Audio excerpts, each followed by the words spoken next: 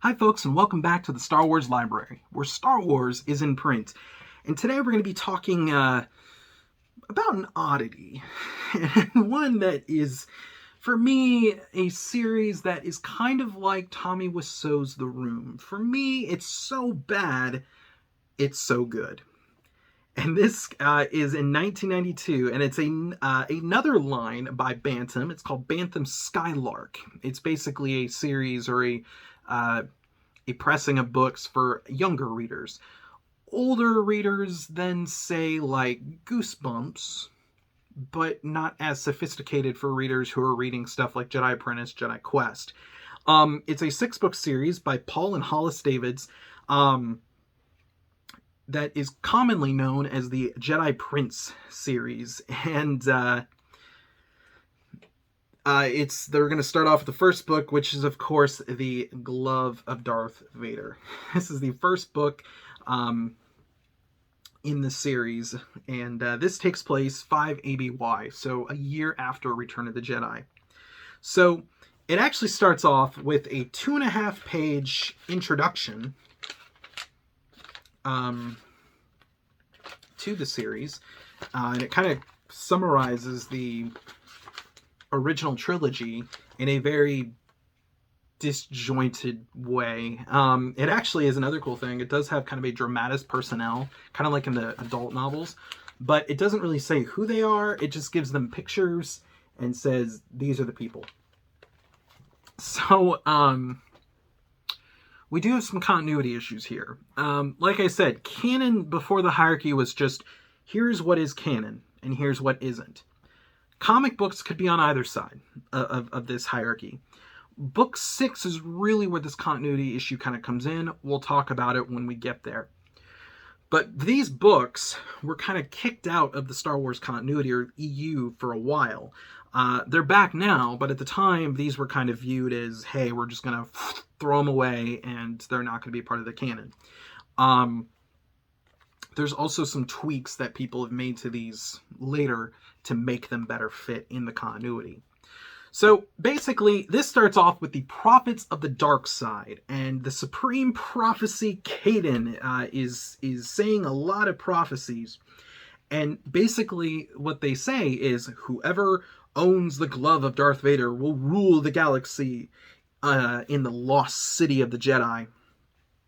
And this is a mighty, indestructible glove of Darth Vader. And it's like, what? Like, and here's the thing: it's the glove that was on the hand of Darth Vader in Episode 6, the hand that Luke cut off, and all that. It flew in, but basically, it was this mighty, indestructible built glove that can survive anything. So when the Death Star blew up, this glove has just been flying off into space, and it basically comes in, or eventually will come into the possession of this new villain called Tricules, or Tricules, I think is how you say his name. This guy here. Now this guy is nuts. In fact, he even says that he is the son of Palpatine. And yeah, the son of Emperor Palpatine. Palpatine apparently had some time to get busy and have a kid. And based on his age, he had to have done it probably even before the prequels, honestly. But anyways, or during the prequels, I don't know, but still. So anyways, Tricules, or Tricules, whatever his name is, he wants the glove. And he goes to find it at Mon Calamari, the world of Admiral It's a Trap Akbar. Why is it on Mon Calamari? I don't know. It just is. And so the Moffs call their conference. They like the Moffs of this empire or whatever, they'll like do this conference. No joke, they're calling their conference a Monference. It's so good.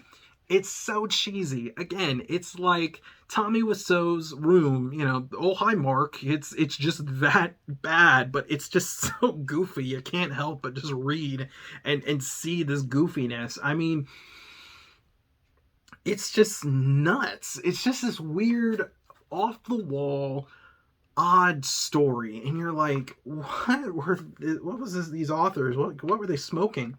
But it is kind of cool in it. Like, you can kind of, like, once in a while they'll throw some pictures in here so you can kind of see like what's going on during the series, especially because it is so just balls off the walls nuts. Here is them actually getting, spoiler alert, Hercules gets the glove of Darth Vader, and whatnot. It's just goofy and cheesy. I mean, there really isn't much to say because I don't want to spoil too much about it, but it is a a bizarre read, to say the least. So, is this essential?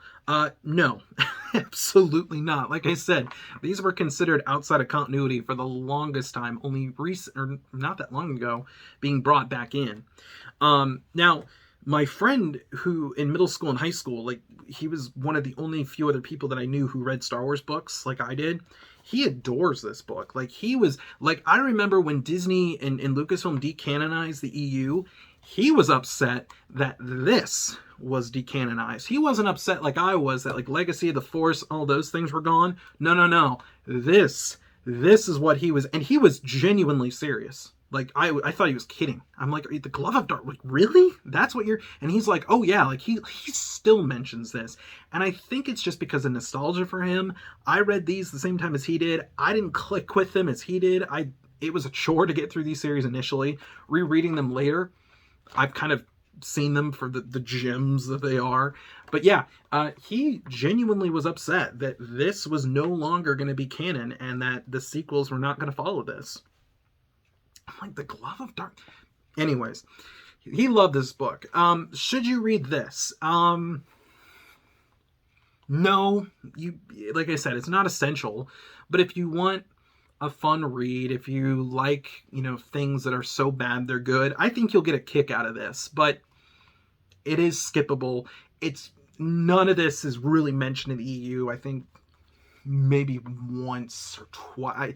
Very, very little is it mentioned, and I'm trying to remember where it is, but I can't off the top of my head. But anyways, folks, Glove of Darth Vader, it's a roller coaster of goofiness, and so if you want to read it, go right ahead. But folks, that is all the time I have for today. I will see you next time with another episode of the Star Wars Library.